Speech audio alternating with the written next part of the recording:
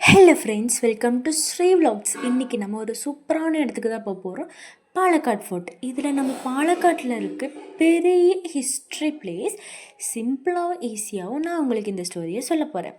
இந்த ஃபோர்ட்டை முதல்ல 1766 hydra Eli வந்துட்டு கட்டுறாங்க. அதுக்கப்புறம் திப்பு சுல்தான் வந்துட்டு யூஸ் பண்ணுறாரு. பிரிட்டிஷ் ஈஸ்ட் இந்தியா கம்பெனி கூட இதை கைப்பற்றுச்சு.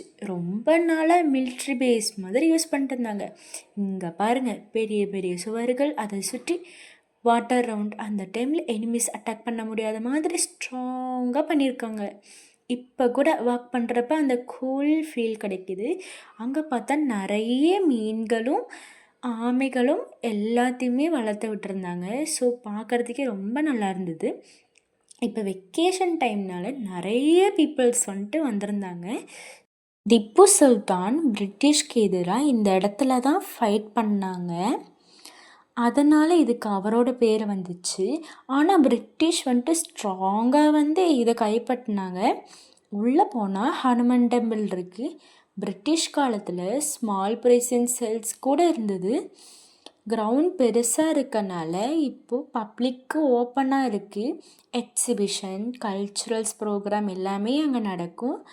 இப்போ வந்து பக்கத்தில் இருக்கிற லோக்கல் மக்கள் எல்லாம் வந்து டெய்லி வாக் பண்ணுவாங்க.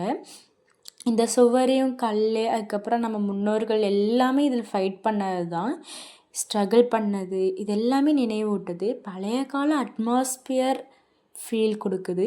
ஸோ இந்த பக்கம் வரீங்கன்னா இந்த ஃபோர்ட்டை வந்துட்டு மிஸ் பண்ணிடாதீங்க. கண்டிப்பாக வந்து பார்த்துட்டு போங்க. இதுக்கு என்ட்ரி ஃபீ ஃப்ரீ தான்.